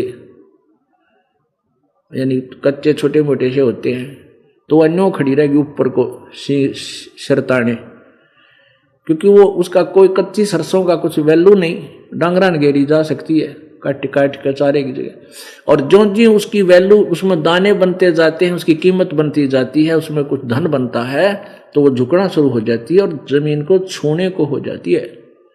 तो उस समय वो झुक गई, तो उसके अंदर उसकी वैल्यू बन गई, अब वो कीमती है। ऐसे ही जिन पुण्यात्माओं के अंदर भक्ति धन होता है, वही जो क्या करते हैं, उनके बस की बात नहीं। संत या कोई, जैसे हम पहले लोक वेद पर चलते थे, तो कोई भी मंदिर दिख गया नो ऐसे हो जाया करते, 4 ईंट की सेन ला रखी हो, चौड़े कुत्ते मुच्चा करते, उसको भी श्रद्धा देते थे, न्यू कराया करते। वो हमने वो कुत्ते दिखाई ना देते थे, हमारे अंदर एक ऐसी प्रेरणा थी भगवान को पाने की, अपना इतना नम्र स्वभाव था, और वो ही भगवान की तरफ आया करते हैं। तो यहां भी जो पुण्यात्मा आते हैं, ठीक है 1-2 बार तो, क्योंकि ऐसे समाज में रहते हैं हम ना झुका जा, पर दूसरी बात डटा ना जा, उस पर आप पे झुकेगा। तो उसमें भक्ति का धन है तो वो झुकेगा, नहीं है तो वो फिर आवे नहीं गा, झुक नहीं सकता। ऐसे ही फिर पांचों पांडवों ने प्रणाम किया, फिर वार्ता की, प्रार्थना की श्री कृष्ण जी ने कि भगवान ऐसे ऐसे ये पांडव हैं, इन्हें एक यज्ञ किया है, इनका यज्ञ ऐसे ऐसे पूर्ण नहीं हो पा रहा, आपको आमंत्रित करने आए हैं। तो परमात्मा ने कहा था कि मेरी जो शर्त है वो आज भी वही रहेगी भाई, जो इस पहलवान को बताई थी मैंने। क्या शर्त थी कि 100 अश्वमेध यज्ञ का पुण्य आप हमें दीजिए, मुझे दो, तब मैं चलूं। अब श्री कृष्ण जी विद्वान थे, 3 लोक के भगवान थे, क्योंकि परमेश्वर ने ये संवेद प्रत्येक युग में आकर बोला है, लिखा है, लिखवाया है, और सिंपल लैंग्वेज में। तो उसमें भी अपनी अमृतवाणी सच्चिदानंद घन की वाणी बोल रखी थी, लिपिबद्ध करवा रखी थी। तो श्री कृष्ण जी ने कहा कि आप ही की वाणी है, आप ही का आदेश है, वचन है, साध मिलन को चालिए तजमाया अभिमान, और जो जो कदम आगे रखे ओ ही यज्ञ समान। हे प्रभु, ये द्वारकाधीश आप अंतर्यामी हैं, मेरे अंदर कोई करड़ापन नहीं है, क्योंकि वो सतोगुण भगवान थे। और ये पांचों पांडव आज इनका काम कति बिगड़ा पड़ा है, जाके दो अंतःकरण में इनमें कति रूई कैसे हो गए, ये इनका तो कति बिजली गिर ली है,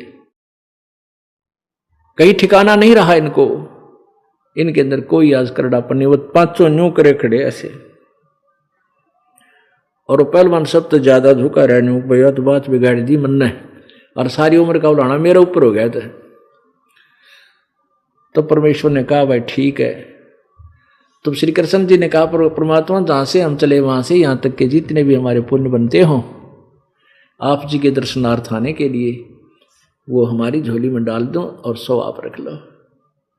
तो परमात्मा खुश हो गए, कहते साधु भूखा भाव का ये भाव बनाना चाहते थे कि इस नम्र भाव से मुझे ले जाओगे तो काम बनेगा, रांडी पाक के ले जाओगे तो ठीक है, राजा से बांध के पकड़ के ले जा, जब संत को उठाते ले जा सके है, पर जब तक हृदय से नहीं वो आशीर्वाद देगा, चाहे बैठाए रखो वहां पर 6 दिन तक, जो खुश होकर श्रद्धा से आशीर्वाद देगा, अंतःकरण आप पर बोल देगा, तब काम बढ़ा करे।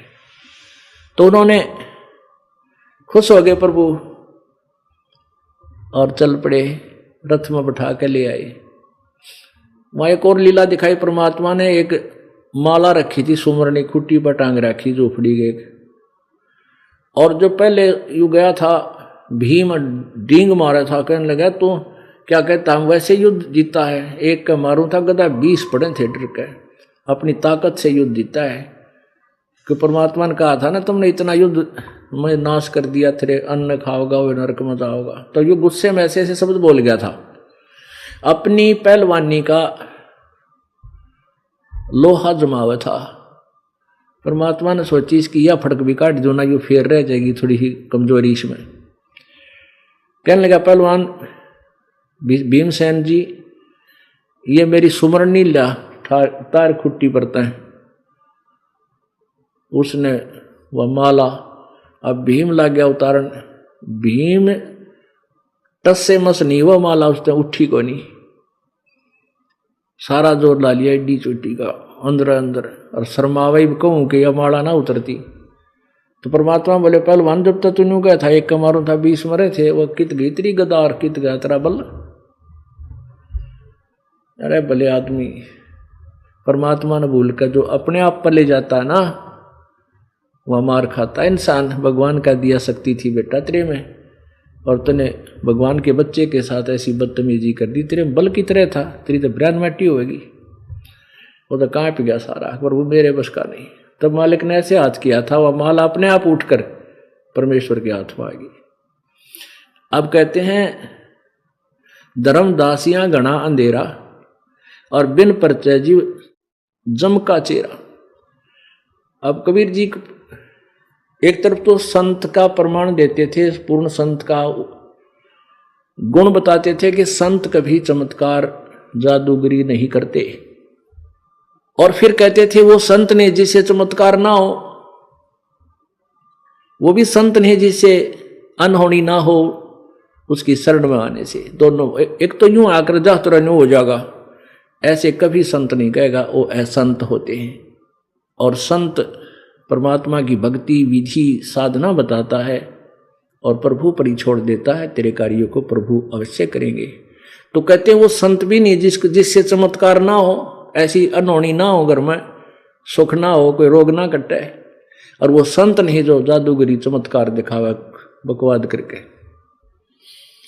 तो यहां परमात्मा ने कहा था धर्मदासियां घना अंधेरा, अरे थोड़े छोटा मोटा ये मैं लीला ना करूं, ये सुख ना दिखाऊं, इनको चमत्कार ना दिखाऊं, तो ये कोई ना मानने, मेरी काल के जुए जुड़े रहेंगे। या बहुत ज्ञान अंधेरा फैला हुआ है और बिन परिचय बिना चमत्कार यो जीव काल का नौकर बना रहेगा।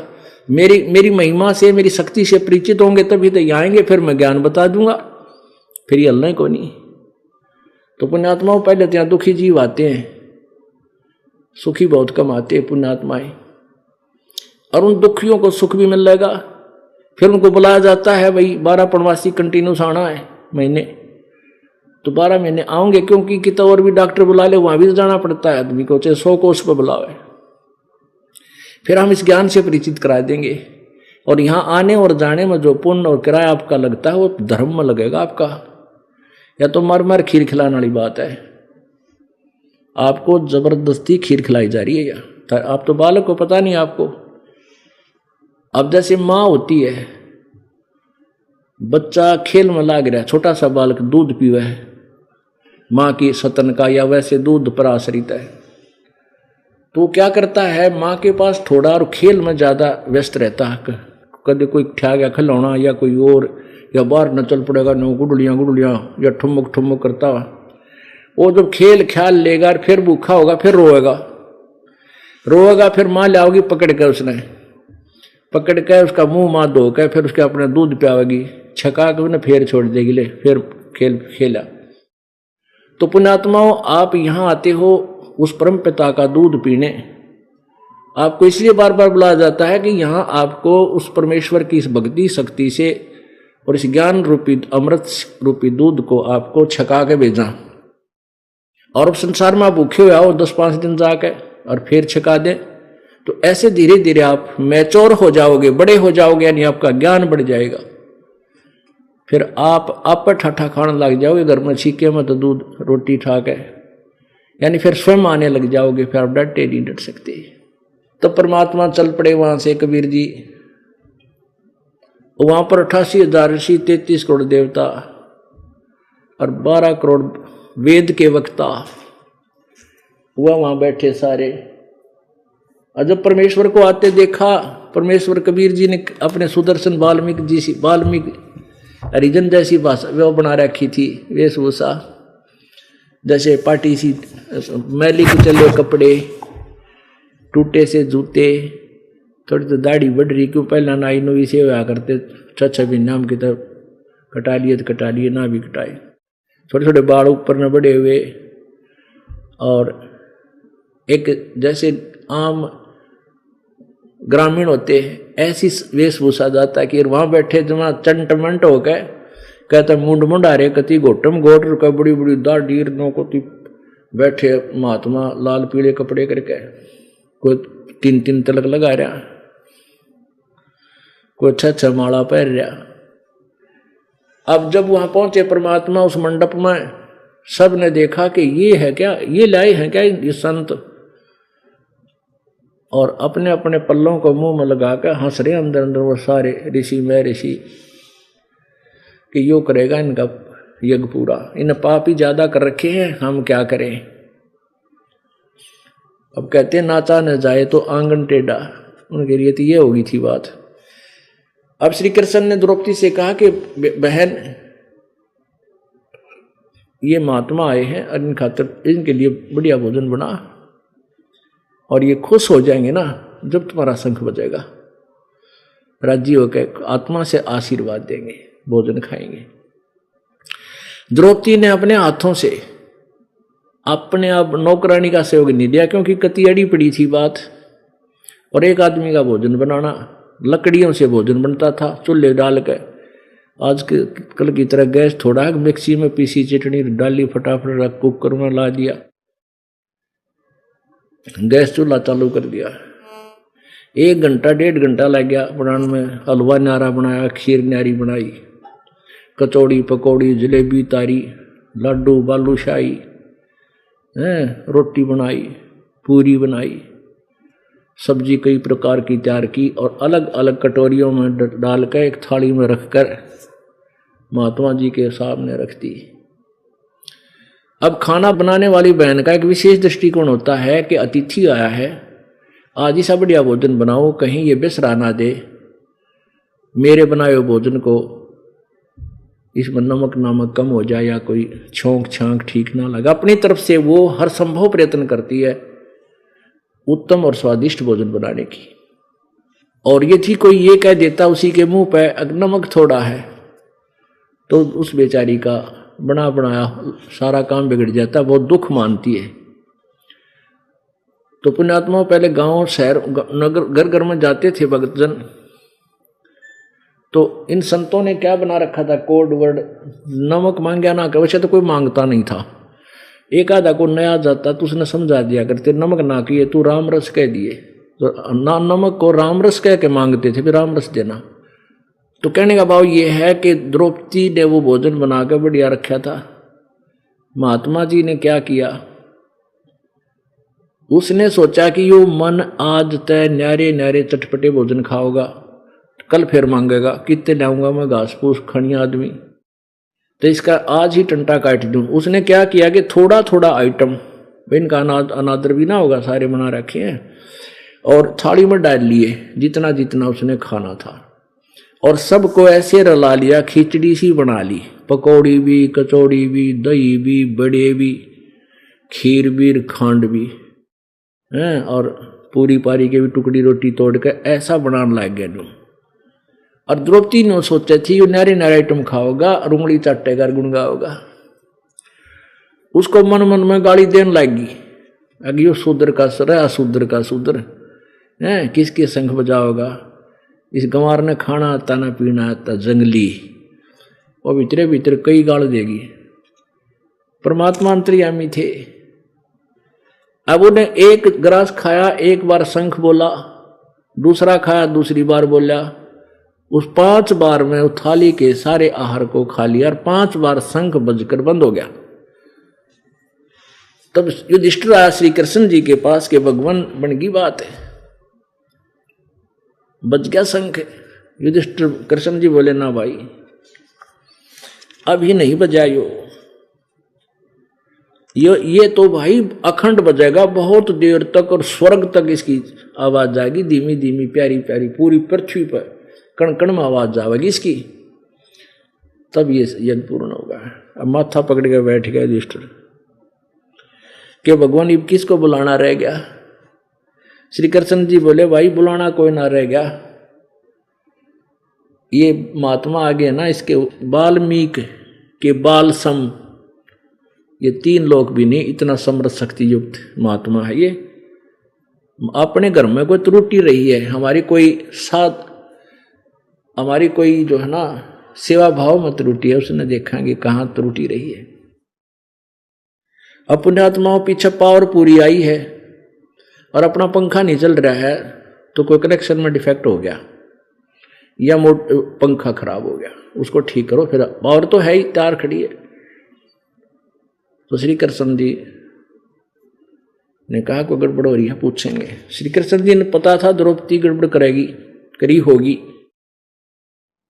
द्रौपदी से पूछा कि बहन आपने ये महात्मा जब खाना खावा था कुछ मंद विचार आए तेरे मन में, सच्ची बता दिए, झूठ ना बोलिए, नहीं उतरा काम बिगड़ गया है, ये तो संगवा लूंगा मैं, इसने कर दूंगा, अर्ज कर लूंगा, कर लेंगे इसके आगे।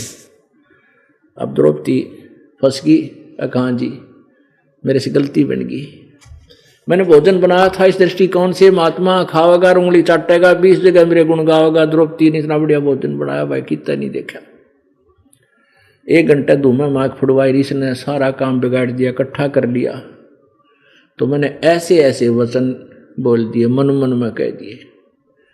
तो परमात्मा श्री कृष्ण जी बोले ये अंतर्यामी महापुरुष हैं बेबे, और जय तुमने ये अपना काम पूरा कराना है, ये छोड़ दे इस बकवाद ने, और तूने ये 2 रोटी खवा के इसको मोल ले लिया क्या, इस पर एहसान समझ तेरे घर आकर रोटी खा ली इस महापुरुष ने, और कोई भूखा नहीं सोता, भगवान सबको दे रहा है, तूने ये एहसान कर दिया। द्रौपदी बोली जी मेरे अब तक घनी गलती बन गई, माफ करो करवाओ इस। कृष्ण जी बोले एक परात तसला ला कोई बढ़िया सा साफ सुथरा थाली, और पैर धो इस परम संत के, धूल समेत पीजा जतन अपना रोग कटवाना और काम बुलवाना था। अमरता क्या नहीं करता, वो लाई फिर थाली ठा के और पैर धोकर परमात्मा कबीर देव के सुदर्शन रूप में पैर धोए, लोटे में वापस डाला और आधा पी लिया। जब श्री कृष्ण जी बोले ये थोड़ा सा मन भी दे दे वे मेरा भी पाप कट जा। आधा श्री कृष्ण जी ने पिया, आधा द्रौपदी ने। यहाँ कबीर गरीबदास जी कहते हैं उस चूड़े का चरणामृत लिया था कृष्ण चंद्र करतारा, जिसको तुम भगवान मानते थे और जिस सुदर्शन को तुम वाल्मीकि समझते थे, उस वाल्मीकि के चरणों का चरणामृत पीना पिया। और तुम भी हरिजनों से, शेड्यूल कास्ट से इतना जो है ना द्वेष करते हो, इनसे नफरत करते हो, नालायक को हर तरह से चोट मार रखी परमात्मा ने हमें एक करने की। तब वो शंख बजा, अखंड धुन होगी प्यारी प्यारी पूरे विश्व में, जो सबके रोंग रोंग करना लगे, रोम रोम, और पूरी पृथ्वी पर सब हरे भरे वृक्ष हो गए, और फलदार वृक्ष फलों से लदपत हो गए, फूलदार पौधे फूलों से परिपूर्ण हो गए। बोलो सतगुरुदेव। तो परमात्मा कहते हैं जब वो उनका यज्ञ पूर्ण हुआ, युधिष्ठिर को बूंदे सपने वो आने बंद हुए, वो प्रेत हटे उनसे, तुम कौन राम का जपते जापम और तात कटे ना तुम्हारे तीनों का तापम। तुम किन भगवानों की भक्ति करते हो जिससे तुम्हारे 3 ताप भी ना कट सकते। बोलो सतगुरुदेव की जय। नमस्कार सर। सर क्या नाम है आपका? मनोज कुमार। सर कहाँ से हैं आप? बदरपुर दिल्ली में रहता हूँ। सर संत रामपाल जी महाराज से नाम दीक्षा आपने कब ली? 2012। सर संत रामपाल जी महाराज से नाम दीक्षा लेने से पहले आप क्या भक्ति साधनाएं करते थे? जो हिंदू धर्म में सर भक्ति होती है वो सारी भक्ति करते थे, दुर्गा जी की, कृष्ण जी की, और हमारे यहाँ गंगा जी हैं, गंगा जी का स्नान करते थे, सारी भक्ति करते थे। सर आपने बताया कि जो हिंदू धर्म में भक्ति साधनाएं होती हैं वो सब आप करते थे, तो इन सब भक्ति साधनाओं से आपको क्या लाभ मिले? लाभ तो कुछ नहीं हुए, लेकिन कष्ट ज़्यादा हुए।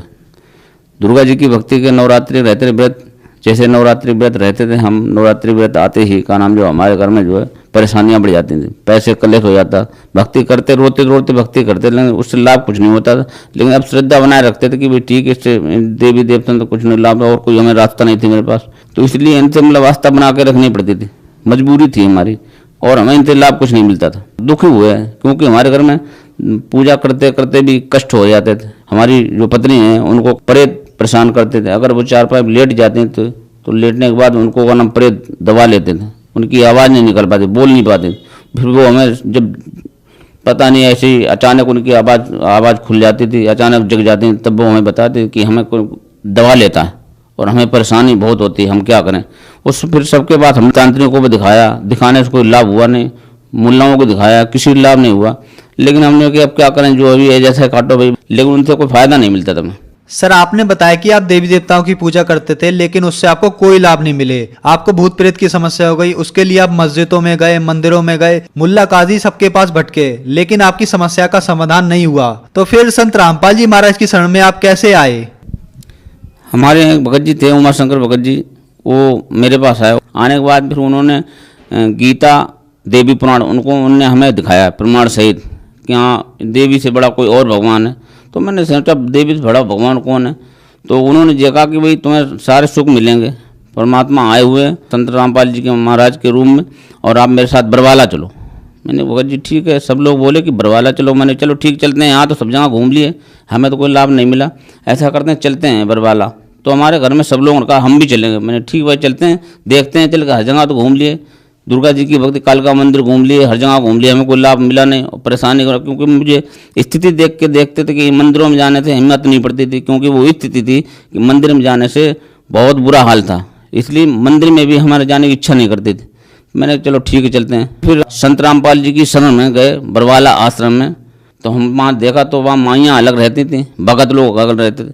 ये मुझे बहुत अच्छा लगा वहाँ। मैंने सोचा यहाँ का तो नियम बहुत बढ़िया है, और जगह मंदिरों में मस्जिदों में कहीं भी जाओ वहाँ सब इकट्ठे रहते थे, वहाँ बहन भाई बच्चे बूढ़े सब एक ही जगह रहते थे, कोई धक्का मुक्की को कैसे रहता। और आश्रम में जाने के बाद मैंने देखा कि यहाँ की स्थिति जो है ना, इससे बढ़िया यहाँ समझ लो परमात्मा ही है। सब कुछ फ्री भगत जी, हर चीज़, खाना पीना नहाना धोना सारी व्यवस्था परमात्मा ने कर रखी थी। सर, देवी देवताओं की पूजा करते करते आप बहुत परेशान थे। फिर संत रामपाल जी महाराज के शिष्य ने बताया कि संत रामपाल जी महाराज की शरण में जाइए, आपकी सारी समस्याओं का समाधान हो जाएगा। तो क्या संत रामपाल जी महाराज से नाम दीक्षा लेने के बाद आपकी जो समस्याएं थी उनका समाधान हुआ, और क्या लाभ मिले आपको संत रामपाल जी महाराज से नाम दीक्षा लेने के बाद? दीक्षा लेने के बाद हमें शारीरिक लाभ मिले, जैसे कि हम बीमार रहते थे, हमारे बच्चे बीमार रहते थे, हम जो है साल में एक बार ऐसे बीमार पड़ते थे जो डॉक्टर मेरे घर पे आता था, मतलब मैं चलने का मतलब लायक नहीं रहता, चल सकूँ।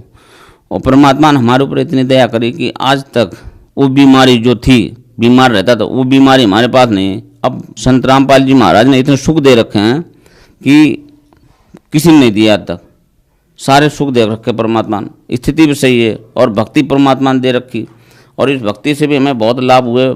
परमात्मा ने संत रामपाल जी महाराज ने दे रखे बहुत ज़्यादा। और हमारे जो है, हम पहले सारे काम करते थे, बीड़ी तम्बाकू सिगरेट सब कुछ करते थे भगत जी, मांस मदिरा सबसे मतलब सतगुरु रामपाल जी महाराज ने दया करी और हमें सारे छूट गए हमारे, उनके ज्ञान से सारे नशा छोड़ता उनके ज्ञान से। और उनकी भक्ति, जो भक्ति परमात्मा सतगुरु रामपाल जी महाराज जी बताते हैं, उस भक्ति से इतने लाभ होते हैं। परमात्मा करे, सतगुरु रामपाल जी महाराज कहते हैं कि इस भक्ति से मोक्ष होया, सुख भी मिलेंगे और सतलोक भी जाएंगे। हमारी बेटी थी एक छोटी, प्रथम नाम पहली बार नाम लिया भगत जी हमने। प्रथम नाम लेने के बाद में वो लड़की को हमारे बिजली ने पकड़ लिया। कूलर रखा हुआ था, वो कूलर में का नाम करंट आ रहा था, उसमें करंट में उसमें चिपक गई। चिपकने के बाद वहाँ जहाँ हम रह रहे थे वहाँ मकान मालिक थे, बोले कि तुमने भक्ति छोड़ दी इसलिए आपके साथ ये हो गया। मेरी लड़की बेहोश हो गई, 2 घंटे हो गए। मैंने ठीक है कोई बात नहीं, इसको पड़ा रहने दो, क्योंकि हमें सतगुरु रामपाल जी महाराज जी के ऊपर इतना विश्वास हो गया था कि ये पूर्ण परमात्मा है, क्योंकि अगर इनकी भक्ति में इतनी ताकत है तो जो हमारी लड़की ठीक हो जाएगी। और भगत जी 2 घंटे बाद हम कहीं पर भी नहीं ले गए, सब लोग कहते रहे। मैंने ठीक है पड़ा रहने दो कोई बात नहीं। तो सतगुरु रामपाल जी महाराज की दया से वो लड़की हमारी जो है 2 घंटे बाद होश आया, बोला पापा हम ठीक हैं। हमने बेटा चलो आश्रम चलेंगे गुरु जी के दर्शन करने के लिए। लड़की बोली पापा ठीक है। फिर उसके बाद हम उसको आश्रम ले गए, हमने गुरु जी से प्रार्थना करी। सतगुरु रामपाल जी महाराज जी बोले बेटा ठीक हो जाए कोई बात नहीं, चिंता मत। तो उसका पूरा शरीर शून्य हो गया था और मालिक दया से आज वो ठीक ठाक है, खूब तंदुरुस्त हो गई परमात्मा की दया से, सतगुरु रामपाल जी महाराज की दया से। और भगत जी हमारी पत्नी प्रेतबाधा थी, उनको मतलब जो है रात में या दिन में दोपहर में मतलब प्रेत उनको मतलब दबा लेता था। दबाने के बाद उनकी आवाज़ नहीं निकल पाती थी। फिर वो उसके बाद पता नहीं कैसे अचानक खुल जाती थी उनकी आँख। फिर हम तो कहते थे कि ऐसी ऐसी बात हो गई। मैंने ठीक है। उसके बाद परमात्मा के शरण जाने के बाद वो भी हमें लाभ हो गए। हम हर जगह भटक लिए, जैसे मौलवियों के पास गए, तांत्रिकों के पास गए, मंदिरों में भी गए, मस्जिदों में, गुरुद्वारों में भी गए। एक सरदार जी ने भी बोला कि उनने कहा वाहिगुरु जपो, सब कुछ करके देख लिया और उसके बाद में हमको मतलब कोई लाभ नहीं मिला, मतलब परेशानी बढ़ती चली गई। फिर सतगुरु संत रामपाल जी महाराज जी की शरण में गए, उनकी भक्ति करने से वो हमें प्रेत बाधा हमारी छुटी। और स्थिति हमारी इतनी खराब थी कि हम पैसे से कारण जो है स्थिति खराब हो गई मेरी, क्योंकि हम भक्ति जो पीछे कर रहे थे उन भक्ति से करने से हम इतना पैसा हम जितना लाते सारा बर्बाद हो जाता। मंदिरों में चले जाते हैं, मस्जिदों में चले जाते हैं, शादी भी हम खर्चा होते। परमात्मा ने जो सारे खर्चे हमारे बचा दिए और हमने परमात्मा ने इतनी दया करी हमारे ऊपर सतगुरु रामपाल जी महाराज जी ने, क्योंकि हमारी बच्चे थे, 4 लड़कियां हैं, 1 लड़का है और हमारी स्थिति खराब थी। और हम ये सोच रहे थे कि भगत जो उनके सतगुरु रामपाल जी महाराज जी के जो शिष्य थे जो लेके गए थे, उन्होंने कहा कि आपकी लड़कियों की शादी हो जाएगी, कोई पैसा नहीं लगेगा। मैंने ठीक है भाई चल के देखते हैं, इसी बहाने परमात्मा मिल जाएंगे। तो वहाँ पे जाने के बाद फिर हमारी स्थिति ऐसी थी कि हमारे पास पैसा था नहीं, इतने पीछे से गरीब थे। फिर हमारी बड़ी लड़की की रेमेडी 1 साल हो गई रेमेडी करे हुए, बिना दहेज के शादी हो गई और बहुत सुख शांति है परमात्मा की दया से, सतगुरु रामपाल जी महाराज की दया से। आज शारीरिक आर्थिक और बाकी जो सुख मिल रहे सतगुरु रामपाल जी महाराज की दया से इतने सुख मिल रहे, बहुत ज़्यादा सुख मिल रहे। और परमात्मा सतगुरु रामपाल जी महाराज जी की दया से अब हमारे घर में कोई दिक्कत, कोई परेशानी, कुछ भी नहीं। अब बहुत मौज आ रही मालिक दया से। और भक्ति कर रहे, परमात्मा ने भक्ति जो दे रखी, उस भक्ति में बहुत आनंद आता है। सर, आपने बताया कि आपके एक लड़का है और 4 लड़कियां थीं। संत रामपाल जी महाराज की शरण में आने के बाद आपकी लड़कियों की शादी बिना दहेज की हो गई। तो जो समाज आज आपको देख रहा है, आप उन्हें क्या संदेश देना चाहेंगे? हम उनको संदेश तो दे नहीं सकते, और प्रार्थना कर सकते हैं भाई सतगुरु रामपाल जी कबीर परमात्मा के अवतार हैं, इनकी शरण में आओ। ये जो सतगुरु रामपाल जी भक्ति बताते हैं, उस भक्ति से सारे सुख मिलेंगे, शारीरिक आर्थिक सारे सुख मिलेंगे, और परमात्मा मोक्ष भी फ्री मिलेगा। सतगुरु संत रामपाल जी महाराज जी से दीक्षा लेकर अपना सभी लोग भाई बहनें हमारे कल्याण करवाएं। सर, संत रामपाल जी महाराज से नाम दीक्षा कैसे ले सकते हैं? सर, टीवी पे सत्संग आते हैं, उसमें पट्टी नीचे आती है, उसमें नंबर दिए हुए हैं। उस नंबर से जब फ़ोन करो, फ़ोन करके जो आसपास सतगुरु रामपाल जी महाराज जी ने नामदान सेंटर खोल रखे, अगर जहाँ भी आपके आसपास में नामदान सेंटर होगा, वो नंबर मिलाओ, उससे आपको बता देंगे हाँ भाई इस नंबर पे कॉल कर लो, वहाँ जाके आप नामदान सेंटर पे नामदान ले लें, और परमात्मा की दया से सतगुरु रामपाल जी से नाम लेकर अपना कल्याण कराएं। धन्यवाद सर। बोलो सतगुरुदेव की जय हो।